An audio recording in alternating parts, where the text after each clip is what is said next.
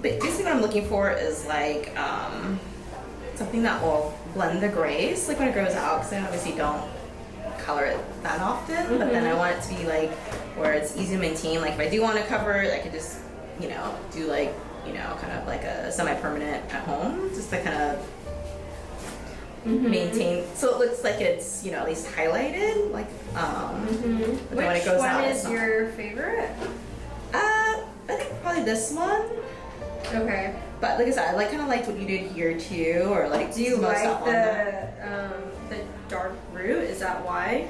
No, I don't really care about the roots. This is something that like as it grows out, I don't want it to be like super noticeable. Like here it kind of blends in, so then it's not like, because before I would just dye like one color, and obviously when it grew out, then it was like you'd see that line, and it's like really obvious that, you know. Whereas this, it kind of just blends in. So I want something that, you just know, blends with everything. Yeah. So basically, as my grays grow out, it looks highlighted. But then like when I want to do cover it up, then I could just add like a light color, like either, you know, that. That will cover the grays and just look like highlights. That makes sense. So I don't want to keep. Yeah, you're right. I don't want to keep doing the permanent colors. Is that what you were doing before? So I did this. This is like probably 2 times I did the highlights, like the balayage, to try to get it lighter, to kind of like more match the grays, right? And so then since I started doing that, that's when I was kind of using more of the semi-permanent colors to kind of as you grow. But like I said, I'm not like that great about doing it like. You know, I would get growth like every like 2 weeks, and I just couldn't maintain it. So then, so I want something that, as the grays grow out, at least it kind of blends in a little bit. Okay. Do you want me to put color, that semi or demi, in between the highlights? Yeah, because like, yeah, I do want it to like look like I, you know, did something today. Like I know, because like the first time I did it, I didn't realize. I told her not to cover it, but it looks like it does now, which like, you know, then it, you know, the point was like, at least if I go in like, you know, a few times a year that I might go in, I kind of want it to look like I got my hair done, right? Not that. Okay. So I do want to see the, you don't want to see the white in between the highlights, is what you mean? Yeah, so I do want to cover, but like if it's like doesn't match exactly, it'll kind of look a little ombre-ish if like, you know, like, because I know sometimes the grays don't really color that well with the semi-permanent, right? Like, so I get it. Like if you need to cover like a little bit darker, and then it, you know, it doesn't totally blend in with the blonde. It'll look like kind of like maybe a little ombre-ish. That's fine, you know. Did you like your last color that you did? No, I mean, again, it was just kind of like, obviously it's kind of orange. I was supposed to use like a purple shampoo, which I did for a little bit, but then, you know, obviously it's kind of, The root, was that bugging you? Or you like the way that the root grew out? I mean, like it's okay, but like I said, like I do want this covered, because like, yeah, I don't want it to look like I know, gray, but I'm saying the last color you did, did you like the way that the root grew out? Yeah. It's gonna blend it in. Yeah. Because if we do the demi in between today, it'll look very similar. To the way that like your last color grew out. Yeah. Okay. No, I'll actually, because it looks kind of blended. It obviously doesn't look as gray, but like like I said, like sometimes I'll go like a couple weeks, like actually probably about like 6 to 8 weeks that I didn't do anything, you know. But yeah, I said like the semi-permanent colors, it kind of washes out, and then as it washes out, it grows out, so that's fine. Like you know. Okay. Then we'll do the highlights, and then we'll put the demi in between where it's like super white, so that you feel like you did something. You know what I mean? Yeah. Or like can you just cover the demi like all over and kind of let it blend in with the? Oh, you don't want to do highlights today? No, I do, but I mean like the demi color, could it be something that kind of blends in with the highlights, or no? Yeah, that's what I'm doing. I'm gonna do the highlights and then the demi in between the highlights, so it'll blend. Oh, okay. Yeah. Okay. Yeah. That's what I want. Yeah. Do you want the front to be lighter? I mean, whatever you think is best. I don't know. Okay. Yeah, I would do the front just like a little bit lighter. Okay. And then we'll break up the ends so it's not so warm. Yeah. Yeah. Yeah. And I probably want to trim it like a couple inches. How much did you want to cut off? Can you show me? Like 3 or 4 inches. Like up maybe to like there. Like up, like right here. Yeah. Okay. We'll do that. Yeah, because I think the color down here is like. Yeah. It's not that great, so like maybe trim that off. Sounds good. And then, like I said, like if we can lighten it, because I did like the ash ones, like I said, it'd probably blend in better. But I know like it takes a while to get that light. So if it doesn't get that light, that's fine. It's just, I'll try to to get it light as possible, Hi guys, welcome back to my channel. So today we have a new client who is wanting to do more of like an ashy tone that will kind of break up the root area. She has pretty much 100% gray everywhere. It is pretty salt and pepper and pretty even throughout her whole hair, but she did mention to me that she wants it to look more like she colored her hair. She doesn't want it to look totally gray like she just grew out her gray. So this is going to be a slightly different type of gray blending video, and she will have a little bit of a harsher grow out opposed to compared to like the normal gray blending route that I normally take, but that's because she wanted to have the gray covered but with a demi. So what the demi does is it's going to just kind of sheerly cover her gray in between the highlights. So right now I'm going to first start off with highlights. The reason why I'm going to start off with highlights first is because we want these highlights to be to her root. So I'm going in and doing her foil placement first. For her foil placement, I'm starting in the back and I do diagonal backs around the hairline and the nape. I did a weave, and then we did another foil right above another diagonal back, and now I'm going in taking a center part section and just taking slices up the head and doing my signature placement. I'm using the Danger Jones bleach. I am using 5 volume and 20 volume up until right around this point, and then from here on out I will be bumping up my developer to 20 volume. So now I'm working on her front face framing money piece area. So right there I did a baby light. I like to create a little bit more softness by using baby light, and then I'm gonna just continue my slicing pattern to connect the money piece front to the mohawk of the back section there. And then once we're done with the foil placement, we are going to be going in with a demi-permanent.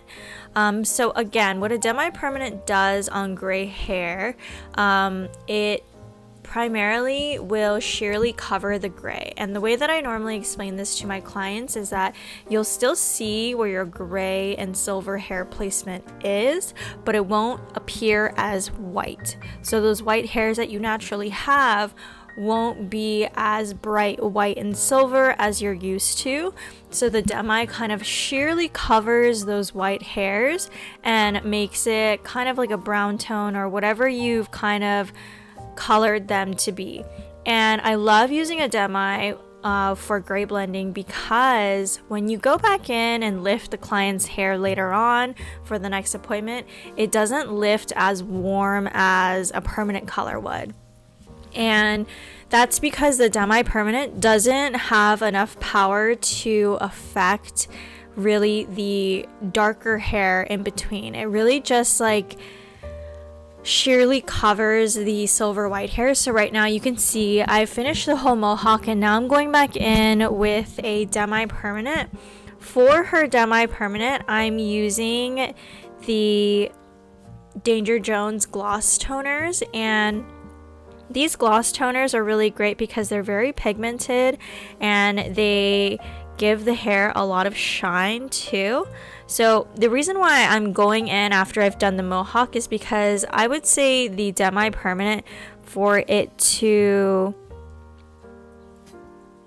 like cover and sheerly cover the gray, it's important to have it under heat for, I would say, at least like 15 minutes or so, depending on the client's hair. That's kind of an average. The timing might change depending on the hair texture and what's necessary or needed for the coverage. But for her demi in between, I am using a 5-0 with their 6 volume gloss developer. And I did the mohawk first because I wanted to sit there first in case some of the foils are ready to be rinsed. By the time that I finished foiling her, at least some of that demi was able to sit on that root in between the foils. So I'm going in and now doing the sides of her hair. I did some detailed side money piece to connect that, and now I'm connecting the front and the back on the side right above the ear, and just pretty much doing the same thing what I normally do on all my clients, and we are just slicing to connect everything together. And as I go through, I'm leaving about, I would say, like half an inch of a section in between my foils. This is going to give her a nice dimension, and since that Demi is going to be in there to kind of just sheerly cover her gray, at least it won't, she'll still feel pretty light because there's not going to be a solid dark color on the other side of the dimension where her gray is. It'll just look more like a very dimensional blended brown tone in between her highlights. So now that I've finished foiling the side, I'm now doing the right side of her head and putting in that Demi before I move on to the other side of her head. And so that's also, again, important to just make sure that the Demi has enough time to be sitting on the hair to even sheerly cover. So as I finish doing the root foils, now I'm going in and just doing a few tip outs. She did express to me that some of her old highlights and the color in between on the ends were feeling a little bit more on the brassier side, so I'm just going in, picking out a lot of that warmth and just carefully doing some tip outs to brighten everything up. So once I'm done doing all her tip outs and foil work and putting in that Demi, I will be putting her under the dryer. The best way for the Demi to kind of sheerly cover the gray is to add a bit of heat, like I said before, so it is important, otherwise it doesn't cover as well, especially if the hair is a little bit on the coarser side. So once her foils were ready, I let her lighten up to about a level 9 and 10. We were starting to rinse out the back where we started and carefully rinsing out those tip outs as well too before we start with her toner. So for her toner formulation, we are also going to be going in with the Danger Jones gloss toners. For her root, we are going to be doing a 6-01. I love using the 6-01 for a nice shadow root because it is more on the gray tone side without being too blue. I feel like that 0, which is their natural, helps balance out the -1, so it's like the perfect gray tone without making it look too blue. And so for the rest of her toner, we're going to be going in with the Danger Jones artistic toners, and for this, since we are going for more of a gray tone, I mixed up a mixture of their silver with their violet blonde to kind of cancel out a lot of this warmth. And I like to mix the artistic toners 1 to 2 with their 5 volume, and then I try my best to work this in the hair as quickly as possible because these artistic toners do tone very fast. They are kind of progressive, so I do like to work quite quickly to make sure that the tone is nice and even, and then I'm able to just reassure and resaturate areas that I want to be a little bit more pigmented and ashy and vibrant. The highlights more, or no? Yeah, I know. So I was like, it's hard, I know. Well, this is good. I like it. Yeah. Alrighty guys, so here is the finished look. I absolutely loved it. It blends really well, and we were able to get rid of a lot of the warm ends that she had from her previous highlights and get it to more of an ashy gray tone. And now when this grows out, she will have a little bit more of a root, but at least it'll be still soft since we did a Demi with highlights.